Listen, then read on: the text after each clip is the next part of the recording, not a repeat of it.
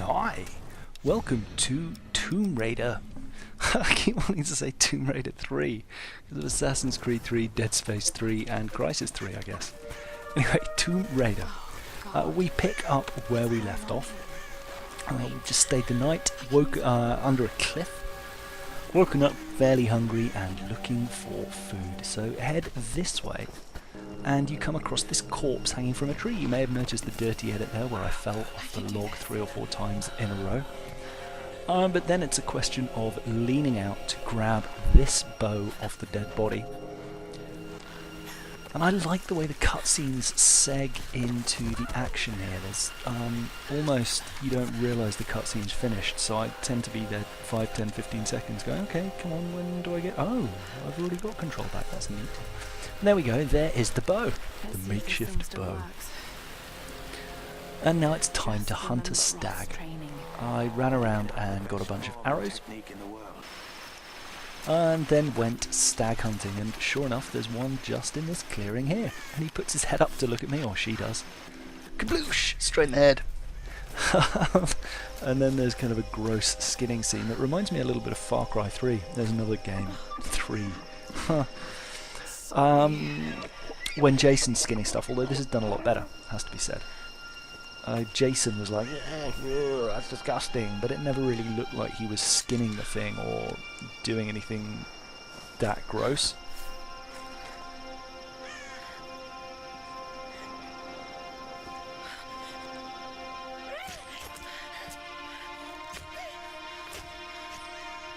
This, you do get the sense that it's not a pleasant experience, and neither is it a quick one.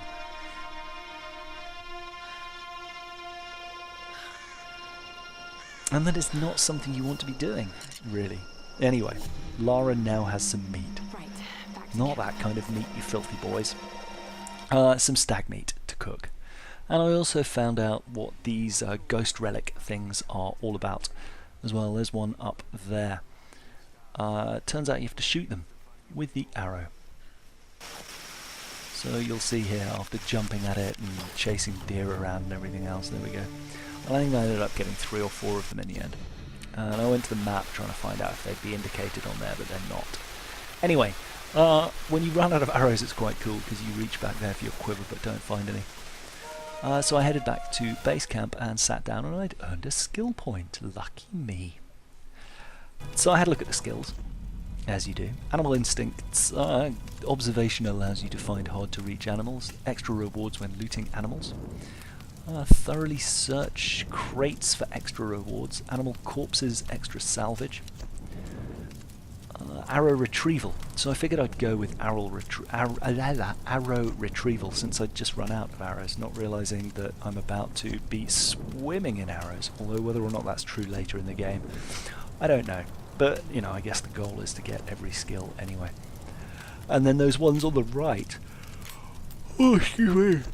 It's bedtime after this. Those ones on the right only unlock when you've already unlocked a certain amount of skills to the left.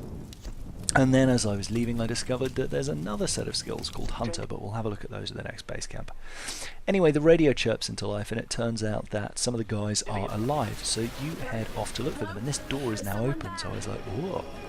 Well, I'll just have a little look in here, and then a cutscene kicked in and the door slammed shut behind us, which was unfortunate. See it here. This could be a way through. Sorry, I ruined the surprise. Anyway, down these steps. Yeah. And through here. And there's not much to see and do. I'm just kind of having a look around, but that's the way I play these games. I kind of poke in every corner and end up mostly finding nothing. But then up here, and there's a crate here with a treasure item in it, which is a mask. And the thing about these masks is you can actually look behind them, and well, not just the masks, but every treasure that you find, you can kind of examine them in detail, and you see that little smudge of white. If you get it at the right angle, you'll get a bit of extra experience and a bit more information about it. I don't know why white paint indicates noble birth, but there we are. Perhaps the nobles wore white face paint, but it could have been Well, I mean, if it's hundreds of years, let's not get into it. Anyway, you get here your pry axe. So called because we're going to use it to pry doors and crates and all sorts of other things, I imagine. I don't know, so far we've only done doors and crates. But pry doors and crates open. Here's our first door. And basically, oh look, there's a music box. That's where the music's coming from. But you mash this door open. There we go. And then this one. And then it's through here. Ooh. Wow, I'm sorry, I really am tired. It must be bedtime. And there's a ladder, which I studiously ignored. Anyway, up here it's pretty straightforward. We hear some voices talking about the fire.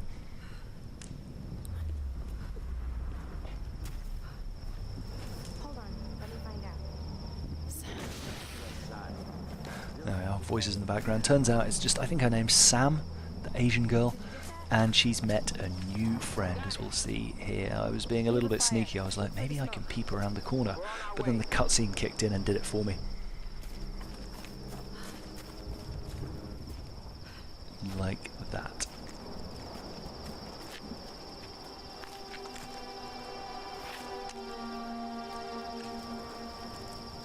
Lara, you made it. Sam, thank goodness. Surprise. But yeah, see, Sam's made a friend and we don't know him. She tells you a story and you fall asleep and then wake up and you're on your own. So you run off to look for her, and what do you know, you walk into a bear trap, because that's normal. Mind you, nothing's really normal so far. Then there's actually a really good bit that's properly tense. I really enjoyed this bit. You're there, you can't move, you've heard a wolf growl, and the bushes are kind of waggling.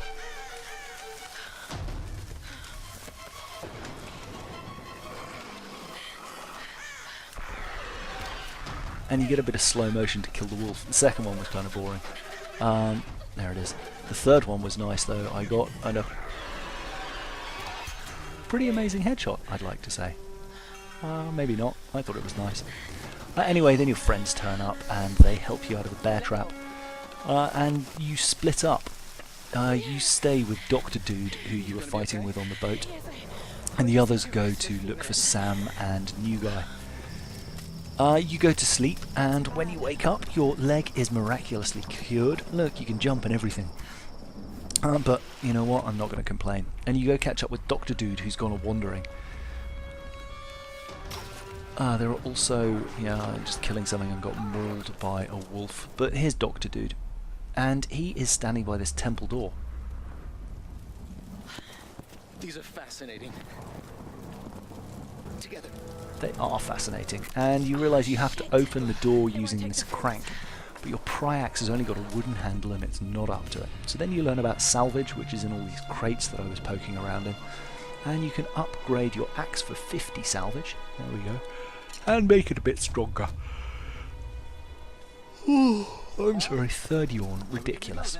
And now it will do that, and it will also open bigger crates too, and presumably stronger doors. Well, I haven't really encountered any yet. And then it's on in through here where he whitters at you about the amazing things you're finding on the island. And it's basically a long walk up this corridor, but it's kind of cool. There's, well, the frame rate went a bit wonky, but other than that, it was an interesting story. Turns out Sam's story that she told you about this Japanese princess is true, because that's her there. That's a statue of her. But you arrive there and then some dudes turn up. Dr. Dude freaks out, he starts pointing the gun, then he decides to surrender and gives you up. Like an idiot. So you take your bow out, get tackled to the ground, dragged off, and end up back by a tree here, where your other friends have been captured. I think they're your other friends, I sort of vaguely recognise them. One of them gets shot, making a distraction, but allows you to get away, and then you enter a sneaky bit. Here. And basically you can sneak up to walls, waist height and above, when there are enemies around, and you'll automatically crouch, which is kind of neat. And it's a clever way to teach you with your hands tied. I messed it up a bit here, but I've slowed it down. If you get caught, arrow through the knee and then one through the neck, which I thought was pretty harsh, I'll be honest. Anyway, this is where we were before, and I did a slightly better job. Run up here and then around a little bit more, and you're basically dodging these guys. As soon as they got their backs turned or they walk past somewhere, you just run up past them. It's kind of stupid to get caught the first time. But then you sneak into this gap here. A little cutscene kicks in, but you eventually get caught. This guy's holding you by gunpoint. You get a quick time event, which if you fail it, he ends up throttling you, which, you know, is always nice. So that's game over. Fortunately, straight back there, and if you get it, you knee him in the balls and make a distraction. And there's another quick time event that I failed, so you end up with like a triple button mash, and you shoot him in the face. There. Toss him off. You obviously freak out about having killed someone, because it's a very serious thing to have killed someone. And actually, do you know what? It did make me kind of empathise with her a little bit until this bit, 3 seconds later, where you've just picked up some ammo and you're shooting willy-nilly at all these new guys. Not only that, like, the gun is kind of impersonal, right? That's going to kill whatever happens. But the very next thing you're taught to do is silent kills with the bow. And the bow is... Ooh. Yeah, see? So, she's just been whining about having killed someone, and now we're learning how to silently kill, so she's suppressing her whimpering to kill people. Anyway, I mustn't moan too much, it's a lot of fun. There's a couple of guys here, get one, the other one turns around and goes, "Ooh, what's that?" Well, it's an arrow in the face is what that is, buddy. And then round here another guy's coming down the ladder, but that's pretty foolish of him, because he's just going to get shot and fall to his death. Anyway, 3 corpses to loot there, and up the ladder this way. And when we get to the top, there is another little scene here. There's a bit of a fight that I cut out. There's just 3 or 4 guys to shoot. Then there's a base camp to hit, where fast travel is now unlocked, so we can switch between existing camps, which is pretty cool. And I noticed on the map that it starts to reveal some things that you've already unlocked, so you can see them on the map. And here are the other skills for the hunter. Steady shot allows you more time to aim deadly shots with your bow. Ammo capacity allows you to carry more ammo. No, it doesn't. Wait, what? I've forgotten. Anyway, you can read. Accomplished killer. Finesse. Bow expert. Stab enemies at close range. And unlocks headshot reticule. Pistol expert. Rifle expert. And shotgun expert. Steady shot. There we go. So I think I went with steady shot in the end. I don't know. I forget. Anyway, through here, there are these lanterns, which are another of the collectibles in the level. That's the second one. I found one outside. That burns that away. And through here, we're going to learn about stealth kills. If you sneak up behind someone, and this would have been great to know earlier. Here we go. If you sneak up behind someone and tap the Y button or triangle on the PS3 or Lord knows what on the PC, stealth kill, and then mash a button to finish it up.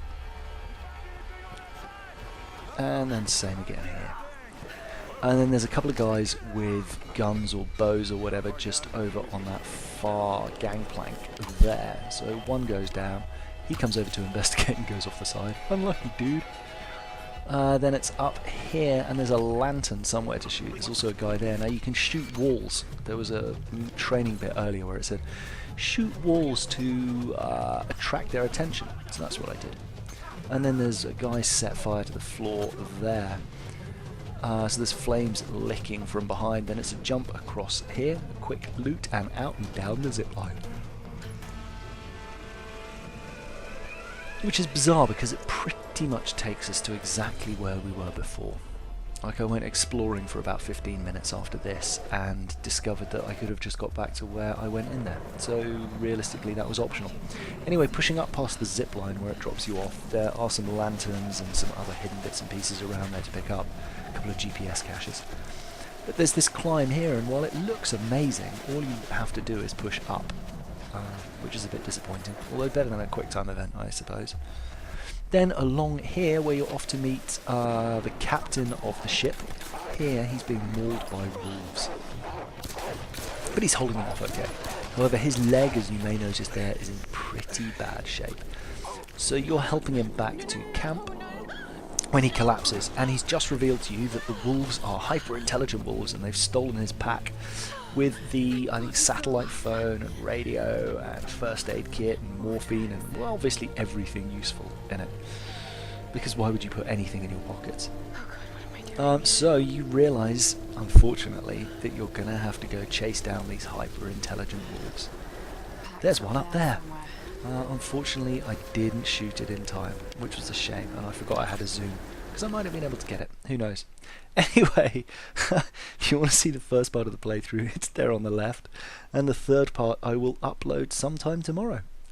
There are so many collectibles on this, I don't even know how I'm going to begin to do it, but we'll see. I hope you've enjoyed it so far. I'll see you in the next video. Bye!